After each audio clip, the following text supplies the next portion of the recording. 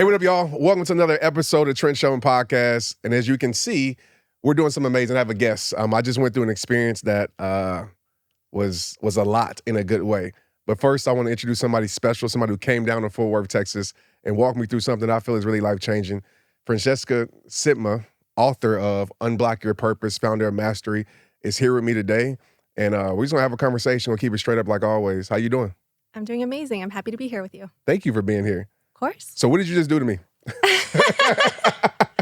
What's the process? Obviously you did breath work with me, but I've experienced breath work, but that was a lot different. And you walked me through a journey, and I can definitely say, like, yeah, that was a journey. It's hard for me to put into words. Let's talk about that. Yeah.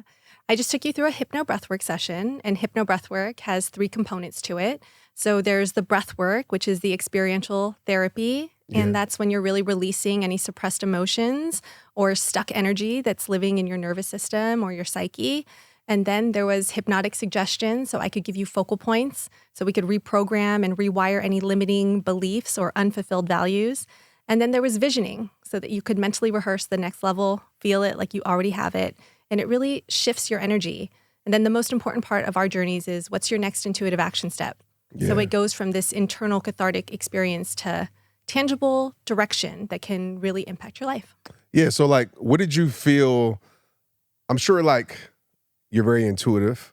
And so what did you feel from me in that session, walking in here? I mean, I know you're very in tune with your soul. I could just tell that. And I will talk about why that I definitely believe that, even from the song selection. I'm like, wait a minute, did she study me before I came in here? But it was perfect. So was it something that you felt that I needed?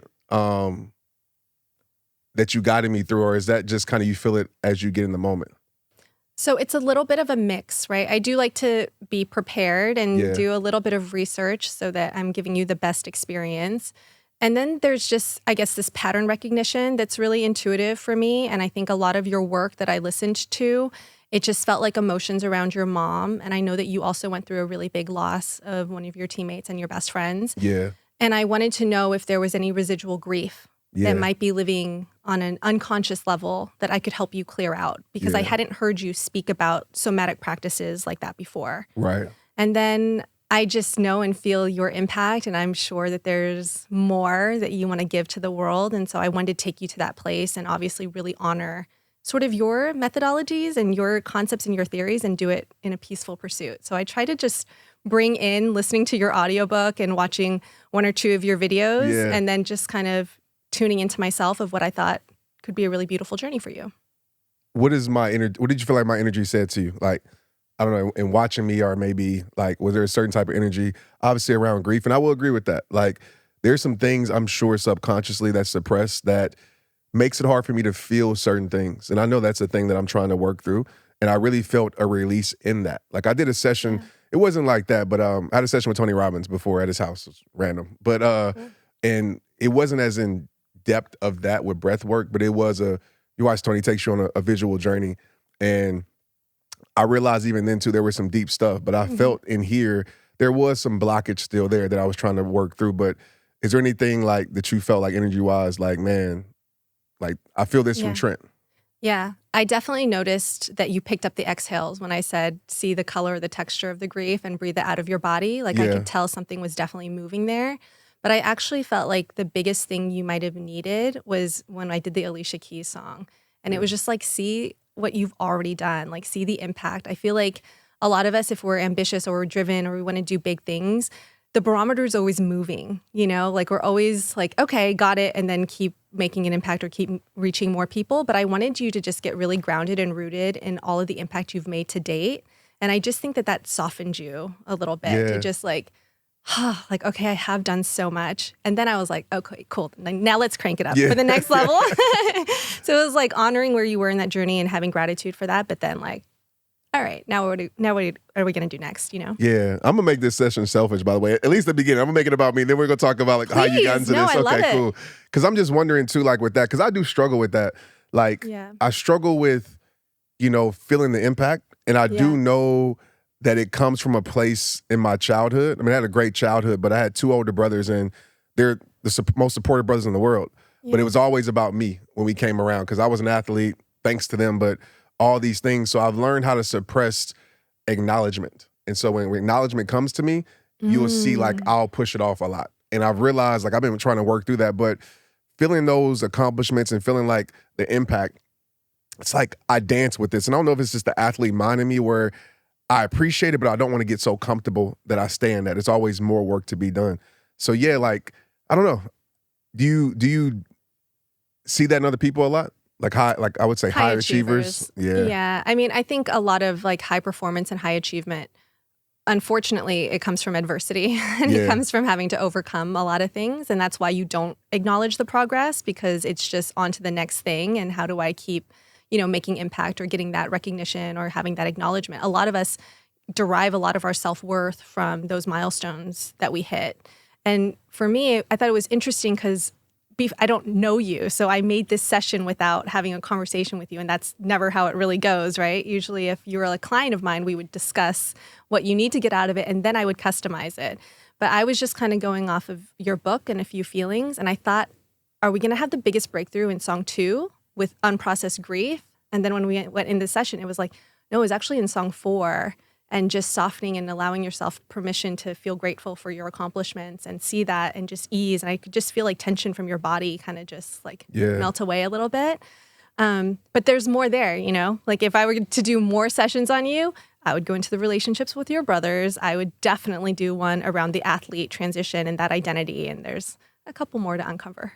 Yeah, you and I love the journey that you took me on, because I know for myself, there's different sides of me, right? There's like the protect your peace Trent side that loves nature, that loves breath work, that loves, just the Zen, yoga, all the things. But then there's the make the world respect your greatness, live legendary athlete Trent that's like go conquer it. Yeah. And at the end, you played 2 songs. Like the first song, it might have been hard for me to get in my brain. I was like, how does she know I like this song? Like, I swear I was like, wait a minute. I was like, Brenda, did you tell her this? Like, but like Leon Bridges, I believe it's River. Obviously he's from here, so I know him. But he's from Fort Worth. Went to my brother coached him. Went to same high school, and phenomenal artist. That's one of my songs. Like if it's on my Spotify, you see I play it all the time. It just touches my soul. Wow. And then it got to Glory, which is a song that I've ended some of my conference events on, like my own. And Glory just made me feel super powerful. So like you put me into a space, I feel like of each Trent, like the protect your peace Trent, the sensitive side Trent, and then the masculine alpha, like let's go get it Trent version too. So I really enjoyed that, like, because you walked me through a journey that was incredible. The thing I would guess ask, because I know people are listening to this and like, oh, I don't want to do breath work. Like, how's that going to help my life? How did it become a gift to you? Like, how did you get into this space of like trying this? Like, was it something that you've been through trauma, or what brought you to this work? Yeah, so kind of similar to what we were just saying earlier, I've always been sort of a type A high achiever, and I really reached a lot of my goals in Manhattan. I worked at the top ad agency in the world. I was on the biggest global account. I was reaching all of my goals and dreams, and I just found myself really unfulfilled. Like I got to the top of the mountain and it was just empty. And I think that really forced me to go inward and see, have I adopted society's version of success or done something to make my parents proud and not something that really lights me up inside? Right. And so that kind of took me on a journey of self-discovery. And the only thing that felt good in my intuition was to book a one-way ticket to Bali. And so, and so I did. And I ended up going on a 7-day breathwork retreat. And I thought breathwork was going to be like meditation or yoga. I had no idea what I was in for. Yeah. And then the first session, I was convulsing, I was crying, I was seeing childhood memories. And I was like, whoa, what is this? This is insane. And I was fascinated because I like intense, like I was like, this is really impactful. This was really hard hitting. I want more of this. And so 7 days back to back, I did journeys like that, but they were like cracking me open because they were 60, 90 minutes long every single night. And it was just me processing feelings and seeing my father, seeing my mother, seeing my exes. And it was so healing and so cathartic that I was like, I can't go back to marketing and advertising. I have to bring this to the world. Like it really became my purpose and a mission for me. And then the interesting thing I found was the more I would heal, the clearer I would be, the sharper I would be.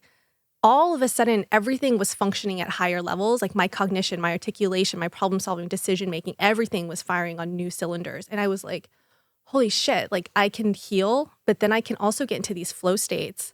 And then I used that to build out my breathwork coaching business, and it went really well. Bali. Bali's the place. I love Bali. Bali tatted my whole leg up. So like I go there for the yeah, I have a huge, we love Bali. I tore my Achilles and I couldn't do adventure. So my wife was like, well, you can go get a tattoo. So for 3 days straight, they did my whole entire leg. In Bali. I love how you found a productive way to spend the 3 days that you couldn't do anything. At least I can do that because their work is incredible. But it was something I wanted to, in Bali, with the breath work, like, that's what I was going to bring up, because breath work for me, and I don't know if you know this, a lot of people don't really talk about it, but breath was always a trigger of trauma for me. Because I grew up as an asthmatic, bad. I did not know that. Yeah, bad. Like to the point, I grew up in New Orleans, the humidity there is bad, but to the point where my brothers and my mom and my dad would check on me every night. Like I almost died twice, ICU, from asthmatic conditions growing up. Like super bad. Breathing treatments every night.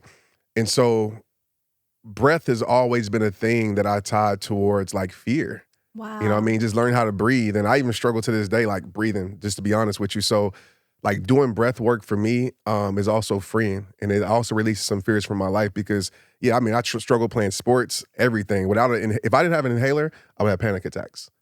Literally, because I was so dependent on that. So like, I feel even working on my breath from not even a spiritual standpoint, but also a physical, it's really helped me a lot, even as I've gotten older. And I wish I would have had these practices, obviously to clear my mind, but also to strengthen my lungs and to strengthen that because, it was bad.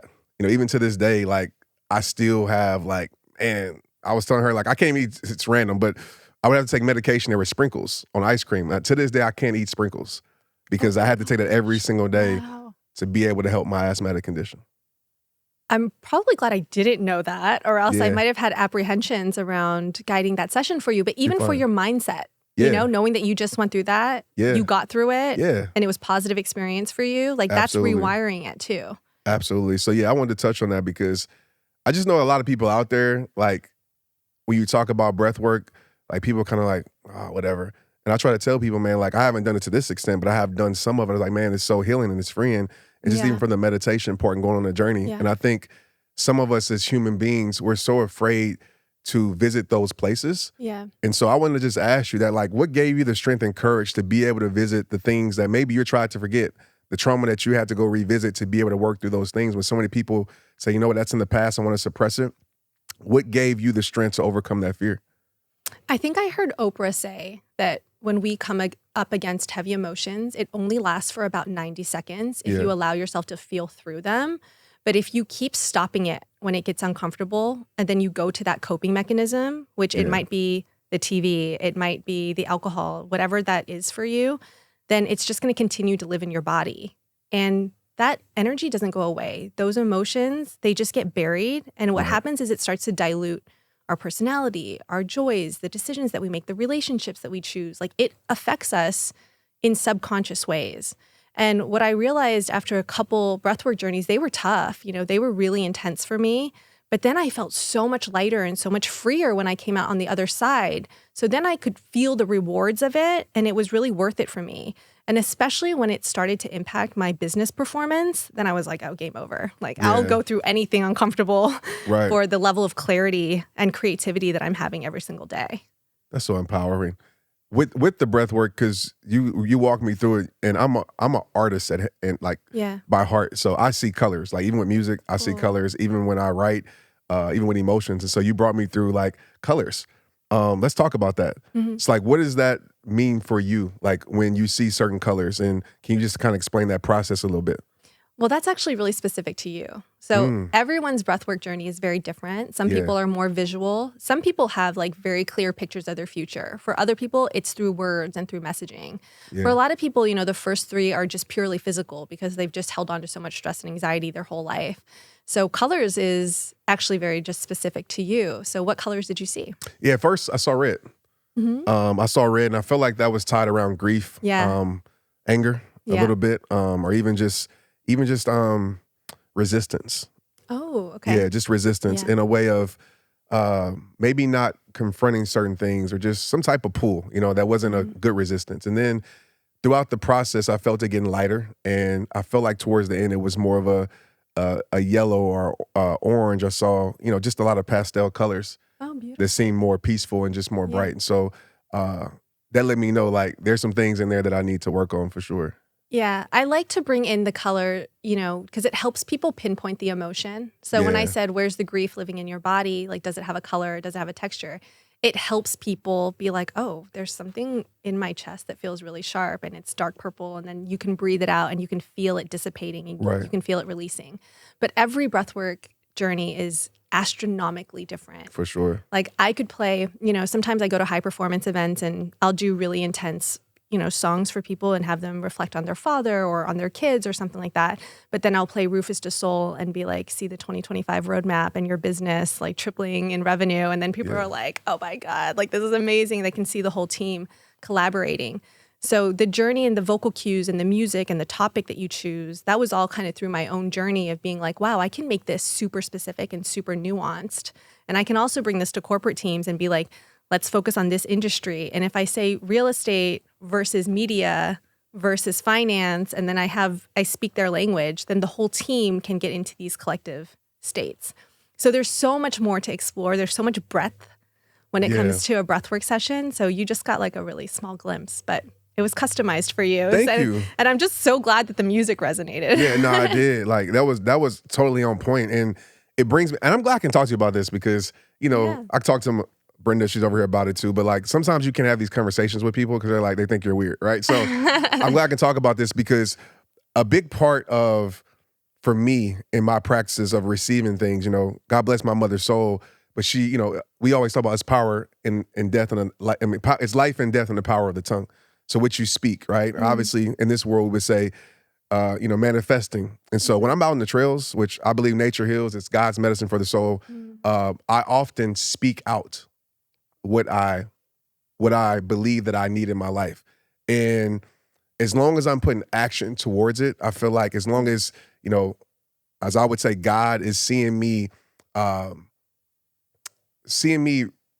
my belief in what I do, not just speaking it, but he sees the work that I put in every single day. These things come to my life.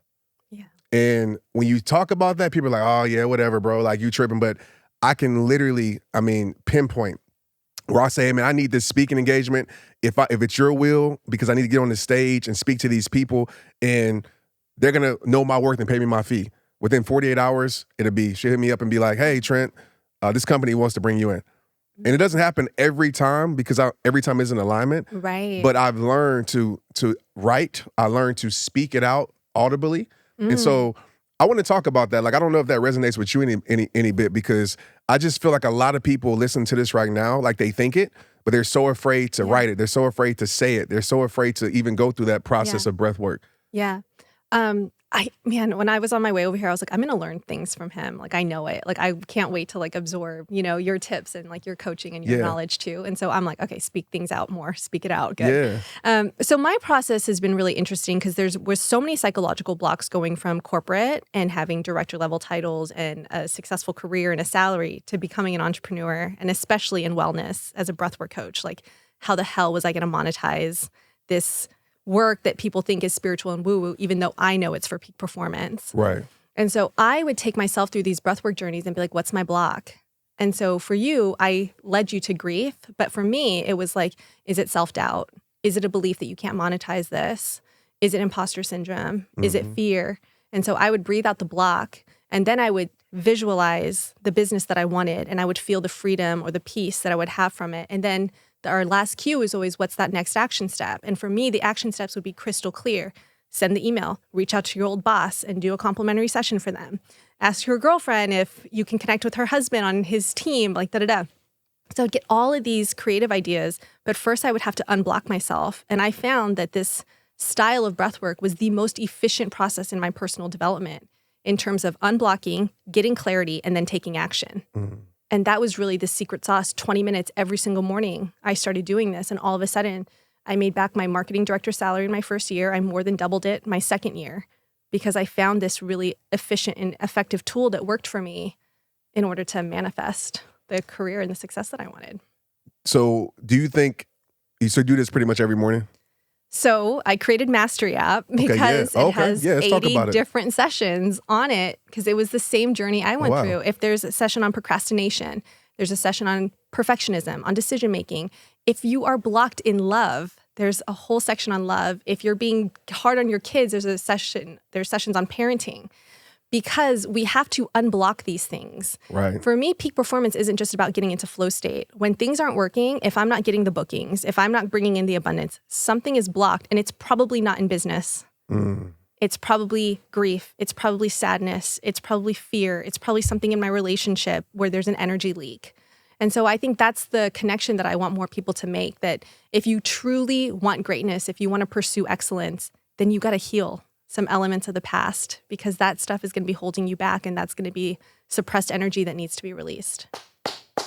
Thank you. Right? And it's 100% facts, because it's so many, obviously I do a lot of corporate, a lot of teams, a lot of, and I think I told you in there, when I'm on stage, of course I'm going to always, give the tactical things to help them perform better. But a lot of my messages is around healing. I might not say it publicly in there, but I'm giving that mental health, that healing, because one of my favorite quotes that I say on stage that I came up with in the last year, because everybody's like, what's my next level? And I'm saying, that's great. But I always tell people, for most of you in here, your next level is not upward, it's inward. Woo. And so many people think like, it's like the next, this, but no, it's about, like you just said, it's about the things that you haven't dealt with. Because when you unblock those things, you feel lighter. You feel flow. Even your flow is easier to get to. Yeah. And so I'm glad that you touched on that, because a lot of high achievers, or just people in general, they always are trying to, it's coming to my heart. They always try to success their way into healing. Yeah. That makes sense, right? It's like, I need the next XYZ in order for me to heal. And I believe it's the direct opposite. Yeah. And it's an interesting dance, depending where you're at, because when you are an achiever and you're wired to perform and you're blocked in your business, or you want the next level, you're like, okay, more strategy, marketing, funnels, investment, trainings, And it's like, no, you need to go heal that little boy, that little girl that's like seeking love through achievement, or that needs to have more compassion for your father, or that needs to apologize to your sibling. Like, those are actually the things that are going to free you. Yeah. And that are going to unleash your intuition and your clarity. And it's funny, when I go into corporate settings, I start with, mental clarity and flow state and performance. And then when we're into the third session, I'm like, okay, let's see your inner child. Yeah. And they're like, what? But that's the thing that creates the unblock, You said inner child, and I was reading some of your book. I haven't got to read all of it, which I was reading a lot of the chapters and pieces of it, which is incredible. But you have a chapter around the mean girl, right? What's the chapter called? Yeah. Oh, wow. I was not expecting you to bring that up. You're fine, but was that chapter, like, I don't know if it was healing the mean girl inside, like, was that about you? Yeah. Okay, so you were mean at one point? Yeah. Really? Yeah. Let's talk about it. Okay, let's talk about it.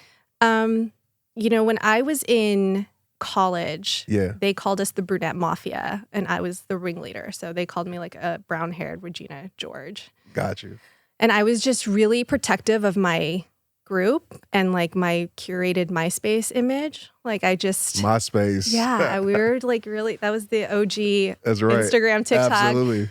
And I was really not inclusive of other people. Like, even my friends were like, oh, can my friend come? I'm like, no. Like, I was just extremely protective of my image and the people that I let into my circle and in my space. And when I went into my Bali retreat, it was on day 4 of the retreat. And this girl came up that was in the group that finally set a boundary with me. And I had been telling myself this story that, she ditched me when she got into a relationship. Like, she's the problem. And that friendship was her fault that it ended. And in the retreat, it was like, no, it was you. It was because you were shallow. It's because you were superficial. And so that was like a huge reconciling and an awareness of my part and my personal accountability. But then the breath went deeper and deeper. And it was like, I was actually really innocent and sweet when I was 15. Yeah. But in high school, I had a lot of people bully me and have really bad assumptions about who I was. And it became a self-fulfilling prophecy for me. Yeah. And so as I got older, the ego became my protective defense, you know? And so I used this like beauty as protection and this image to keep people far away because I didn't want to get hurt. So I had a lot of built up shame for the way that I treated people. And I had to I was sending out apology letters, you know, to girls who hadn't spoken to me in years. And I was like, it wasn't you, it was me. And I'm so sorry if I affected your self-esteem in any way. And so that was a healing process for me. But then it was also forgiving myself for building up this persona to kind of keep myself safe. And so, yeah, the healing process is tough, you know, because you uncover layers and sometimes you really have to look at dark parts of yourself and your shadows and be like, wow, that really wasn't pretty. And you feel through that and you breathe through that shame and you breathe through that guilt or that anger or resentment or whatever that looks like. And then you get to this place of compassion and forgiveness for yourself. And that's actually extremely healing because I don't think any of us do that enough. I don't think we give ourselves compassion enough, you know? So that was a whole chapter for me. Yeah, that's why I have a lot of compassion just for people in general. You know, I was talking about this not the other day, you know, it's hard for me. Obviously, I think as humans, we all have a prejudgment when we see somebody, you know, just, okay. But I don't ever follow through with my judgment because even if I met you, right, and you were quote unquote the me, and I had my me, like, trust me, my past, okay, but even if I met you, I wouldn't think like, oh, she's just mean. I would be like, okay, what hurt her? Oof. You know, at what point, like, was it how she was raised or was she bullied?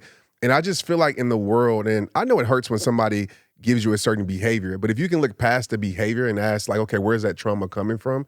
It'll help you not take it as personal. Because I don't believe as human beings we're born cold-hearted. I don't believe that. I believe that we go through experiences that turn our heart cold. You know, whether it be from our parents or, you know, not getting picked from the team or getting bullied at school. Yeah. We have a lot of people walking around with still a hurt inner child. Yeah. And I think it's admirable that you were able to recognize that and deal with that. And I think so many people in this world, if they did that, we have a lot better place. Because that's what we see, especially with social media these days. That's exactly what we're seeing. There's a lot of perfection put out there, but a lot of that perfection is, oh, they're only going to love me if I'm perfect. Or it's like, you know, stay away from me because I don't want to get hurt. Yeah. You know, so what do you feel about that? Well, first, I think that your lens of being able to kind of see that people are hurt and maybe that's why they're behaving that way is why you are who you are and why you're making the impact that you are. Because I don't think that's easy and that's definitely not where people's mind goes first because they're usually just kind of self-centric and kind of defensive. Yeah. So I think that that's what makes you like an exceptional leader as well. So I just want to acknowledge that. Thank you. And then, yeah, you know, it's crazy because I feel like the way I coach and one of the reasons why my breathwork coaching company became successful was because I wasn't this nice girl. I wasn't this like super innately sweet, innocent person. Like I actually came up so different because of things that had happened in my past. Like I was the toxic one in relationships, you know, like we're always like, oh my God, he's so toxic. He's this. I was like, no, I was crazy. You know what I mean? Yeah. And then I'm like, and breathwork has healed me so much. Like I am in the most beautiful conscious relationship with the healthiest man from New Zealand now. Yeah. Like if that's not a crazy testimonial to how amazing this work is. And all of my first clients were guys that I dated because they were like, what the hell happened to you? You know, like this clearly works. And so I need to do some sessions with you. But I remember one of my first marketing emails when I launched my business and it came through breathwork and I was so deeply uncomfortable, but I was just following my intuition. I saw that I had to send out an email that said, oh my God, I'm a narcissist. And I was like, oh my God, like there's no way I can put that out in the world. But I had read, The Laws of Human Nature by Robert Greene. Mm-hmm. He had listed out a couple traits of narcissism and I was like, that's hitting a little close to home. Right. And so I used breathwork to be like, where does that self-centric, like that self-absorption come from? And I saw that it's true what he said. There was this break of development in my early childhood with my father and this very inconsistent relationship with him that didn't allow me to form this sense of self. So my whole identity was formed on external validation. And so that's how a lot of the superficialness also came from. And so having that self-awareness, it's so empowering, you know? and being honest about it, I actually think people really appreciate that. Oh, yeah. Like, it was so new for people to see somebody admitting, like, I'm the toxic one. I have narcissistic tendencies. I was a mean girl. People were like, interesting, you know? Like, okay, I'll go to her class and see what this is about. So would breathwork be the first suggestion? Because I'm thinking about somebody listening to this right now that might be dealing with something, right? Maybe they're a mean girl or mean guy, or maybe they just, are dealing with some type of trauma, and their ego is saying, don't apologize, or don't be transparent, don't be real. They're going to judge you. If you tell the truth, then everybody's going to crucify you. Yeah. What would you tell the person that's in that position right now?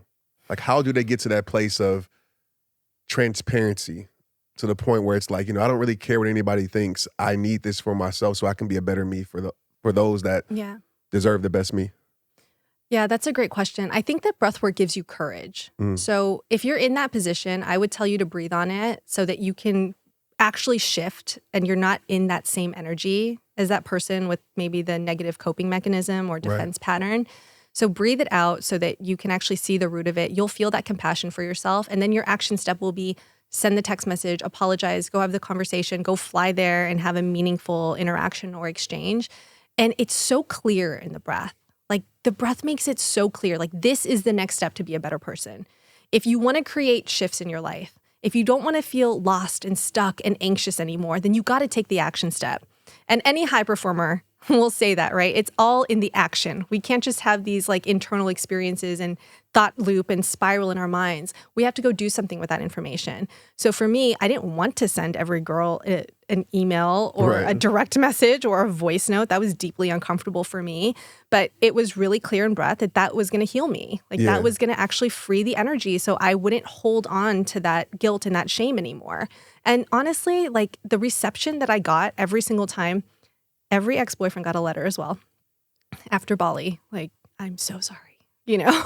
So sorry if I impacted your self-worth. It was all me and my daddy issues. And it was really met with openness and forgiveness. And that's not even the goal. The goal isn't necessarily to reconcile relationships, but it's to forgive yourself. Yeah. And it's to heal and it's to become free. There's two places I want to go. And I'm going to go here so I don't forget.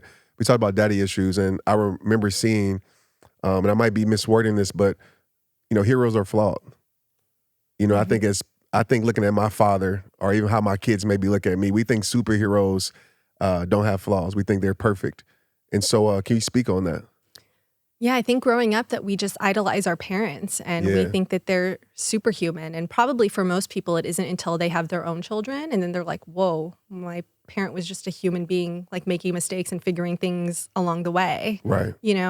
So I think recognizing that your parents are just human beings. Yeah. And they're going through the same life experience that you're going through. And having that perspective, that was honestly life-changing for me because I personalized everything. Like I thought it was about me. If he didn't show up, it's because I wasn't doing enough. I wasn't enough. I wasn't worthy. I wasn't deserving. And when I recognized that he just didn't know how to because nobody showed up for him like that, then it stopped being about me. There you go. And I could just forgive and I could move on and I could reparent myself. And I think the biggest thing I took from my relationship with my father is he instilled a drive in me. And I appreciate that. Because if you're growing up and you're never getting that attention or that acknowledgement, it's going to give you a different gear, to kind of strive to be the best so that he will acknowledge you. So I appreciate that. But now it's not for that reason anymore. Like now I have a pure intention. Now I want to be in service. Yeah. So to be able to still have drive, but to channel it in a way that's meaningful, in my opinion, that's purpose, Absolutely. When it comes to, and I think that's beautiful, especially letting people know that, again, it's just the self-awareness of, when I coach people, and I even think about my own life, like when somebody's going through something, especially when it comes, I talk to kids all the time and, my dad's not there for me or my mom's not there for me. And I say, well, was your grandparents there for your mother or your dad? And usually it's no. And you just saw that because now it takes the personal thing. And I always say, it doesn't make an excuse. It doesn't excuse the behavior. But you understand why. They never had a chance to be a good father. They never had a chance. They don't know what it looks like. Yeah. And you start to realize, it's not so much about me. So I think that's very important when it comes to that journey of healing. But this popped up into my heart because I was thinking about this as we were doing breath work. And But people with anxiety, right? Because you're breathing like that. Have you dealt with people with severe anxiety issues in doing that? Even covering your eyes and having to go through that breath work. Is there a different process with that? Or, what does that look like? Because I can see people maybe being afraid to take their breath on such a powerful journey with anxiety. To be honest, like when you say that, I've only had one experience where somebody really was like panicking about it. Yeah. But we just encourage them to slow down. And really, when they start to feel a little bit of like hyperventilation or their hands are really tingling, it's all about controlling the exhale. So they're pumping the exhale a little bit too hard.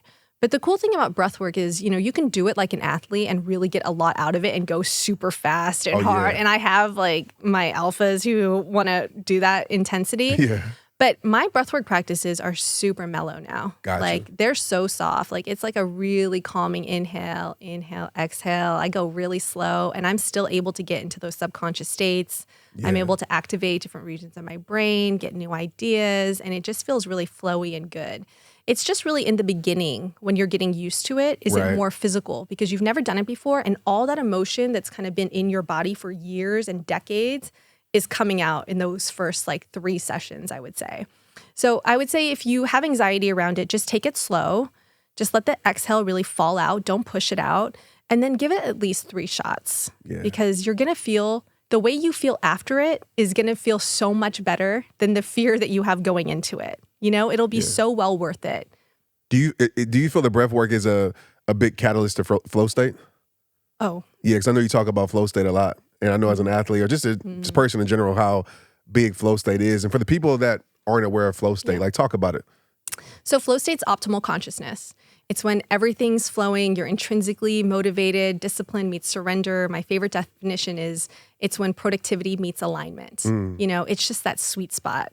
And the reason I use breathwork for flow state, and I actually trademarked it, was because I discovered this process when I was becoming a coach.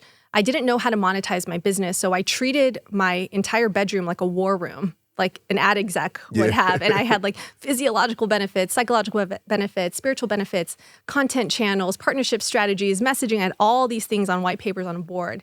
And then I would breathe to binaural beats. So they're just activating different regions of your brain. And all of a sudden, all of these dots would connect for me. It was like a mind map. And it'd be like, reach out to this person with this messaging in this video and then post it here. And then this is a workshop idea for this price. And all these things would like, almost like a web in my brain, start to build a business for me. And so I was like, okay, there's this process that if we can fill our subconscious mind with all of this knowledge, which you already have from books, articles, podcasts, conversations, mentors, investors, whatever is living in your subconscious. Right. When you do this breath work, what's happening physiologically is you're starting to change the balance of oxygen and carbon dioxide. So you're shutting down the prefrontal cortex. That's your analytical mind. That's the logical mind, the habitual thought loops that you're constantly just stuck in. And you're starting to activate different regions. So that's when it's like kind of like microdosing. You're like, ooh. Yeah. What if I do this creative idea with these colors, with that thing that I walked by and then posted on here and then asked him if he would post, all of these things start to expand.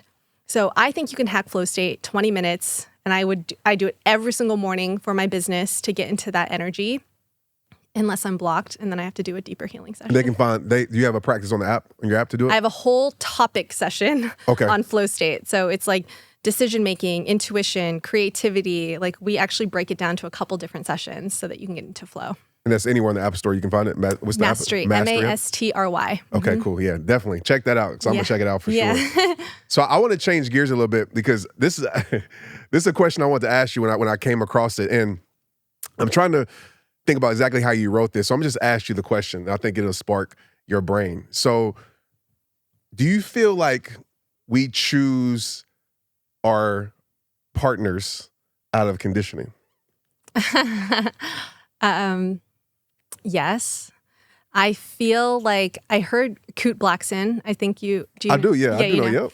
I went to a seminar and he said, he's not your type, he's your conditioning. And I was like, oh God, Let's talk about straight to my heart.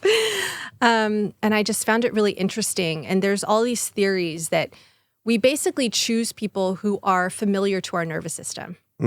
So even if it's chaotic, but that's what feels comfortable. That feels like my baseline. That feels normal. I will choose that and think this is what I'm supposed to do because it's so familiar to me. Right. And that's why a lot of women will be like, he's too nice. I don't feel that spark. I don't feel that sexual crazy chemistry, because we think that passion is exciting. We think that chaos in our nervous system is how love is supposed to feel. But when you do the breath to kind of release toxic patterns and how things have been modeled to you, and you start to see what safety and consistency feels like, and you start to regulate yourself a bit more, you will completely change what it is that you're attracted to.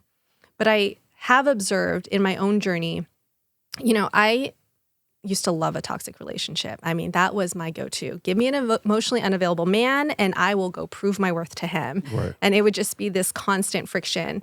And I remember my therapist saying to me, this is why you're doing that. This is the relationship with your father. You're chasing emotional intimacy. And I would look at her and I'd be like, absolutely, you're so right. And then I would go over to his apartment right after it, because it was what I was comfortable with. I liked the up and downs. I thought volatility was exciting.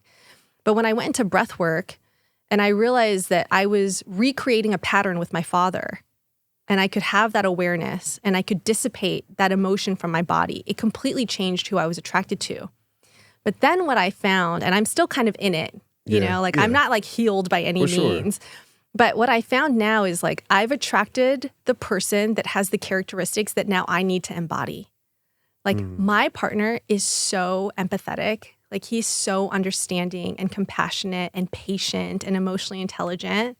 And then I'm like the hustler, the executor, the grind, and he needs a little bit more of that. Right. And so it's like crazy that we've attracted the exact opposite to help us become more whole. So I think there's layers to it. It just kind of depends on where you are in your journey. Like you'll be attracted to what's familiar from childhood. And then as you heal and you grow, then you might be attracted to somebody who has the characteristics that you need to embody. That's so good, because I want to stay on this for a moment, because I think it'd be good for the audience and just people in general. Conditioning is so real, like to the point that I'm going to even say this, and I'm usually a big person. It all starts with you take ownership. But like, I even know like in my culture growing up, we've been conditioned to even have the definition of what success is. Like, this is success, it's, house, all these things, like it's the material things. Or even with women, like you grow up, you watch, BET or MTV. Oh, this is what beauty is, you know what I mean? And, or the magazines, like, and we start to condition ourselves like that. So it's like, even when I started playing football, I'm like, oh, okay, I need a girl like that. I need this. And I think so many people in this world are, like you said, living based upon their conditioning. And so I would let's talk about this, because I think it's important, because I see, and I'm probably gonna get in trouble for this, but oh well.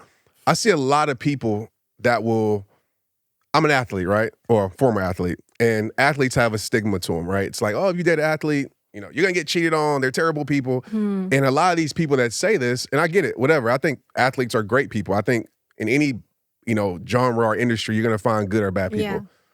But I'll see women, or even men, if it's vice versa, where it'd be like, they'll get their heart broke.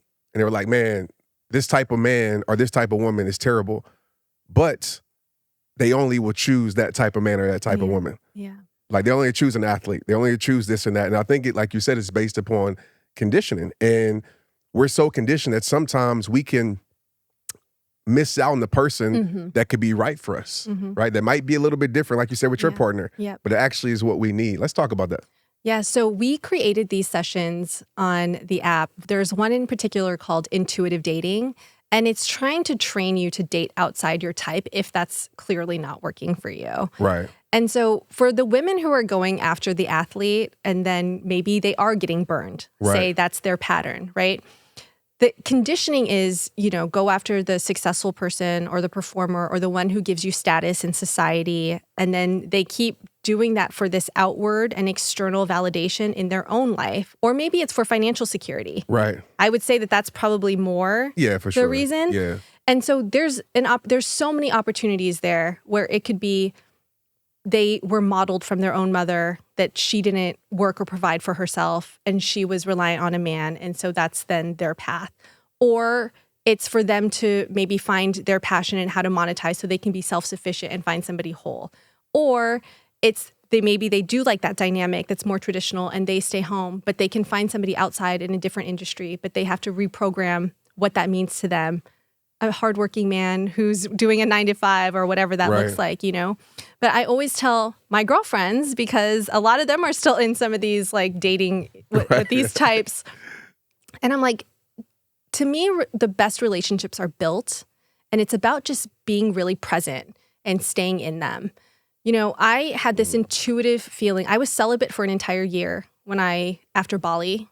I was not dating. I was just trying to fall in love with myself. I was trying to, you know, heal. And then I got the feeling like, all right, next level is to date again. Right. And my intuition went on a date with this man. My conditioning was like, run. Right. Too safe, too nice. Like, he's got a child. Like, nope, not going to do it. And then every day I would do breath work and it was like, no, stay.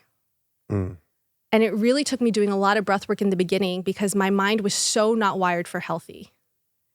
And I wanted to escape all the time because the emotional intimacy was too much for me. I had so much fear of abandonment. I had so much fear of being hurt by a man that when things were good, that didn't feel safe for me. And love never felt safe for me because I felt it could get ripped at any moment.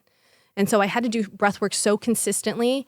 And a lot of times I would be like, no, I'm really sure that I'm supposed to leave this relationship. Like my ego was fighting so hard for me to go away. And then I would breathe and it'd be like, no, you're going to go communicate really vulnerably. And I'd be like, oh shit, I've never done that before. Like, what does that even look like? You know, I don't want to look like an insecure girl. I don't want to be vulnerable. I don't want to cry in front of him. I had to change so much and rewire so much, but it was really just through every single day, intentional breath work, taking the action step that came up and really bringing him on the journey with me and just being like, hey, like I'm kind of messed up in this area and I'm trying really hard to reprogram and rewire my brain and my nervous system to feel safe because you're such a wonderful man and I don't want to mess this up. But can you be patient with me as I kind of work through the things that are coming up for me? And so it was partially, you know, me really doing the work, but also having a really secure partner hold that space for me too. Yeah, communication is action to your relationship. Oof. And that's very powerful. Because I think a lot of relationships do fail because of that. You know, and you leaned into it and you actually went against what you were feeling. I always say facts over feelings, right? And before we move on from this, and we got a little bit more time, and we can talk about definitely whatever you want to talk about to close this out. But this came to my mind too, because this is going to be like a relationship episode, but there's a lot of people, and I've struggled with this in the past, where it's standard versus settling, right?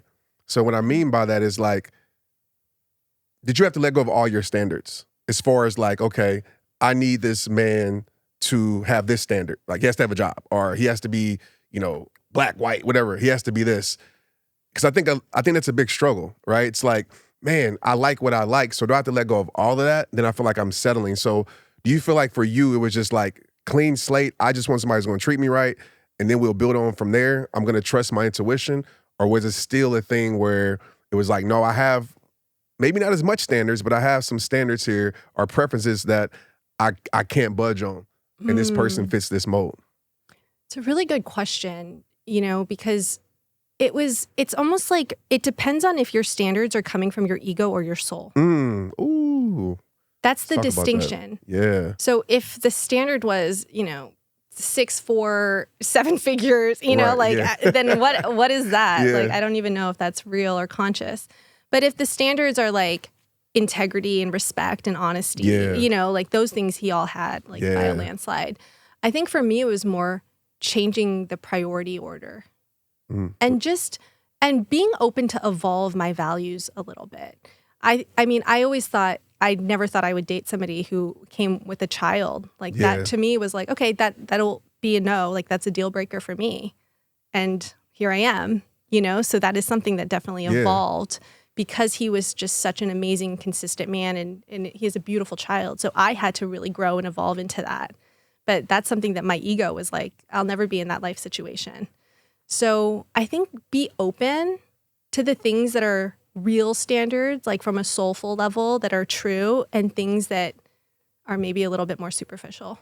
Standards from your soul, not your ego. Yeah. That's a bar right there. That's powerful, because I know even in my marriage, you know, I've never dated like totally outside my race. Oh. You know, when me and Maria, and actually I thought Maria, she had a tan, so I thought she was mixed with black. You know what I mean? So I was like, oh, okay, cool. It was actually on MySpace. But, you know, Maria's Filipino and Asian, and so I've never, funny. you know, and obviously it was best decision I made. And Yeah. so I really agree what you're saying with that. Like, from that soul part, like, I'm not gonna compromise like my faith or anything like that, but I can let go of the superficial things to make decisions. But that's also true for everything. So soul versus ego in work. Yeah. So sometimes we're pushing so hard for that corporate deal or for that speaking gig or for that event. But if it's not in alignment with your soul and it's just your ego wanting to be on the stage with the lights and the people and da-da-da-da, and then you're so angry that you worked so hard and that didn't come to fruition, were you really wanting to be of service? Were you really pure in that intention? You know, it's a point to really get in tune with yourself and check yourself. And I think that's why I love the breath work, is because my ego can be so loud, and like my protective strategies and my strive for greatness and all these things can also be very conditioned. And so I need to get back into a heart-centered place, and the breath takes me there every single time. And it just gets me out of my head and it gets me into my heart, and I can take action in a place that's way more aligned for me. Do you feel this work picked you or you picked it? Oh, it found me, but then I ran with it. Yeah. You know? That's the common like denominator when I talk to people who are living, and I feel like what they're called to do. And the reason I say that is because what you said earlier about like ego, like people ask me, I want to be a speaker or content. I'm like, why do you want to do it? Yeah. And most times it's, you know, they might give you a politically correct answer, but most times it's, oh, I want the stage or I want the money. And I tell people all the time, I never want to be this, ever. I'm an introvert by nature. Yeah. I didn't go seek this and pick out this. Not saying you can't do that and succeed at something. It found me. And so when I see people that's in their calling, and you are, I can tell that, that's in that place, it's like, man, this found me. In this world of social media, I just want you to talk to somebody out there that might be in that place of like trying to figure that out. Like, is this for me? Because I get that question a lot. Trent, how do I know that this is for me? How do I know that this is not my ego going to pursue this thing? And it's my soul. Like, what tactics or strategies or whatever you want to say that maybe helped you to know, like, this is what I was created to do? Feel into your body. Get out of your head and get into your body. So just a really simple exercise is if you just close your eyes and you get super still and you just take a couple breaths in and a couple breaths out, and then you look at the options in front of you. And with your eyes closed, you go in front of each option. How does it feel in your body? Yeah. And there's things that, you know, you want it to feel, because the status and the money and da-da-da, but you know in your body it doesn't feel like ease. It feels forced. It feels like tension. It feels like grind. Yeah. But then you go into the other one, you're like, oh my God, this feels so good. Like, that's how Bali happened for me the first time. Now I'm going back next week, and it'll be my 10th trip there because it always feels so damn good. Can I go? Yeah. But that's the first way I really learned it. Was I was like, okay, do I go back to New York? And I was like, nope, that doesn't feel right. Do I go to San Francisco? Like, no, that doesn't feel right. Is it tech? No. Is it marketing? No. Is it Bali? Whoa, it's a hell yes. You know? And then you just follow that. But the one thing, I actually want to ask you a question if I can. What's up? Go ahead. You know, my belief is that every single person is capable of creating the life of their dreams. Like, that is my truest subconscious belief. Like, it doesn't matter what you were born into. It doesn't matter what systems, what financial situation. Like, I truly believe that every single person can live the life of their dreams. And I also believe that knowing your purpose and living your purpose can solve the mental health crisis. I think that we're so focused on ourselves and how we appear. And if we can focus on using our gifts, our talents, our experiences, our obstacles, and turn it outward to serve others and live our purpose, we will have so much more joy and meaning and ease and flow in our lives. But I find myself frustrated a lot because I have this belief that if people were just more self-motivated, they can free themselves. You can breathe out your anxiety. You can get your next action step. And I get frustrated. Yeah. And you have just this non-judgment, and you have just this really compassionate lens, and you kind of meet people where they are. Whereas, like, I get frustrated if they don't take the action steps, you know? And so I know I'm not healed there, but I want to know if you have any tips for me. Yeah. I still deal with that at times. Oh, you do? Okay. I have, no, for sure. I have frustration, you know, when, you know, you tell somebody, what to do. Yeah. And, they don't do it at all. And, but I'll talk about this in my book, Protect Your Peace. That's one of the quickest ways to lose your peace is trying to make somebody change that's not ready to change. You can't. Change is, when people try to call me a life changer, I understand what they're saying, but I'm like, I'm not. Because there's no way I can change your life. I can influence change. I can pray for your change. I can hope for your change. I can speak change. But until you put an action towards it, then you're the life changer. I'm just a seed planter. So what I've learned over this journey is that my job is to meet people where they're at. My job is to send out the invitation. If you want to walk through this door, the door is always open. Maybe I might come out there and say, hey, come in here. I can't make you come in. But if you come in, you're here. Then when you sit down with me, my job is to give you the information. My job is to plant the seed, but I can't make you water it. I can't. I can try to help you, but I can't make you water it. So I'm okay with just planting seeds. And with that, because when I think back over my life, I think about my mom, my grandmothers, and my grandparents, and my dad, right? And we can talk, every kid, when we're a child, we can relate to this. Our parents are always trying to get us to do the right things and stuff like that. And one thing that my mother did really well, and my father too, is that they took on that role as a seed planter. They didn't force us to we were living lifestyles that probably was embarrassing to them, but they didn't force us to change. They just kept planting seeds. And when I turned 26 years old, that seed came into a harvest because life brought me to my knees. It brought me to the rock bottom. And all I can think about is the things that my mother, my dad, and my grandparents taught me. And I was ready for that. And so that's how I approach this work. I'm going to give you all the information. I'm going to help you as much as you want me to. But at the end of the day, I know that it's your responsibility to be able to change your life. And so that gives me a peace because or else I would be frustrated. Yeah. I'm I'm doing all this work. I wrote a book. You didn't read it? Just read the book, Yeah. But I consider myself a seed planter. And that helps me let God do what God does. I don't like playing God in people's life. I'm not God. I can't change you. I can't control you. That's God's job. So I'm just going to pray for you, plant seeds, and help you where I can.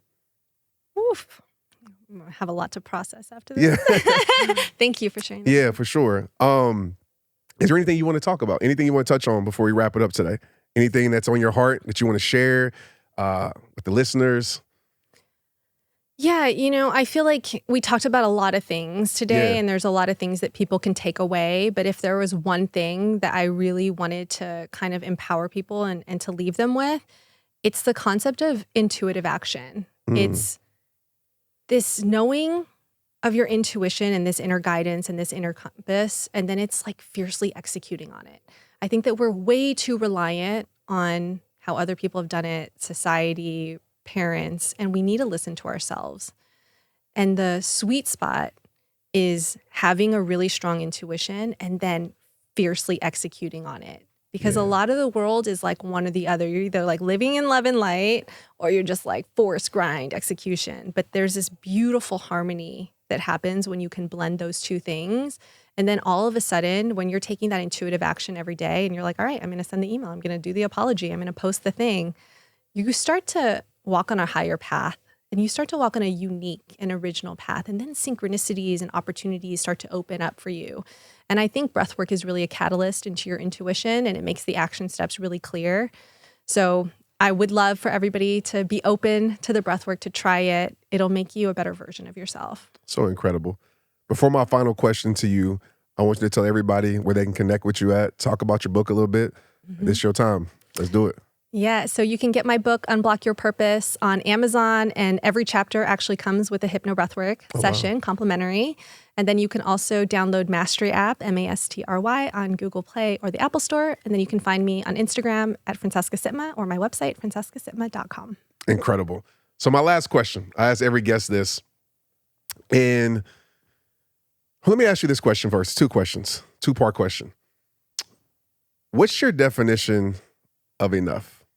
Oh, gosh. I failed this already. Well, do you believe that there's, and I'll give you time to think about it, and I'll tell you why I asked this question, because so I believe the number one root cause of everything is I'm not enough, right? I think it's Same. I'm not enough. And I went on a world tour back, 2017 and 16, and I asked this question to all my VIP. I was like, hey, what's your, because everybody says I'm not enough, right? So I was like, what's enough? What's your definition of it? Nobody knows. So or no, maybe two people had their definition. So my question to you is, like, what's your definition of enough for you? Yeah, that, I'll be really honest. Like, I probably need to do a lot more breathwork sessions on this, for because I'm a sure. very insatiable person, and I'm definitely what we're talking about. It's like I hit the goal and then I'm like on to the next one.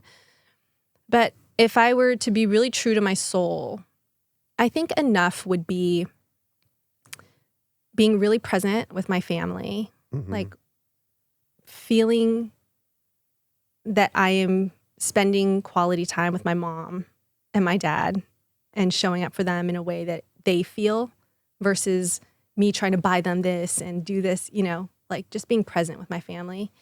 I think feeling peace in my career.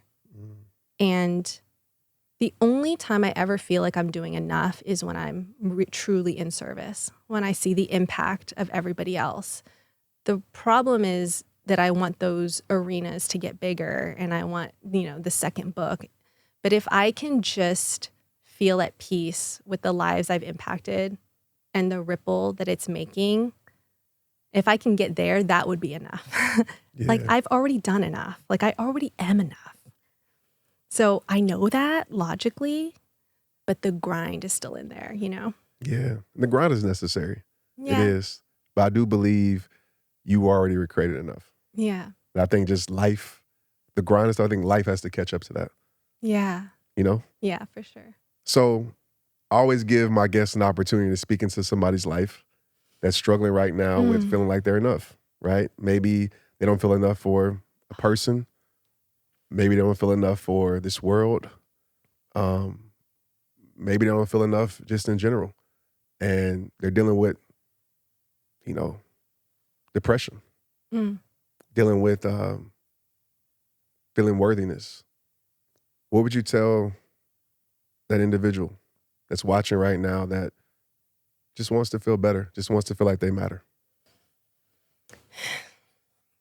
I'm going to do something different. I love it. Because this is a download. Let's do it. There is a session on Mastry called Star Power, and it's a secret session. So when you go on the app, you have to scroll all the way down, and then you have to go to Shannon Lee Whalen. That's the coach. And then when you click on her, you'll see a session called Star Power. There is a vocal cue that says, I want you to see your journey, like from the first career to where you are now. And that perspective will show you what you've done with your life. It'll show you the skills you've acquired, the network that you've made, the relationships that you've developed, the experiences that you've gained. So I can tell you that you're enough, and you are just in your being. But in these 20 minutes, you will experience it on a subconscious and on an experiential level, and a cellular level. So for anyone who's having anxiety, who's feeling unfulfilled, who's feeling lost or stuck, I recommend that you do this hidden Star Power session. And in 20 minutes, you will feel astronomically better, and you will feel so good about yourself. My friend, thank you. Thank you. Thank you so much for your energy, your time, and thank you for your gift. I can't wait to see what the future holds for you, because I know my experience and what you brought me through was incredible. So I know you're going to continue to reach hearts that need it, and I'm always here to help. So thank you so much, and I appreciate you. Thank you. It was such a pleasure. You guys, make sure you share this, follow, download Mastery app, get the book. And as always, make the world respect your greatness, and it all starts with you. Thank you so much. I'll see you next week. Let's get it.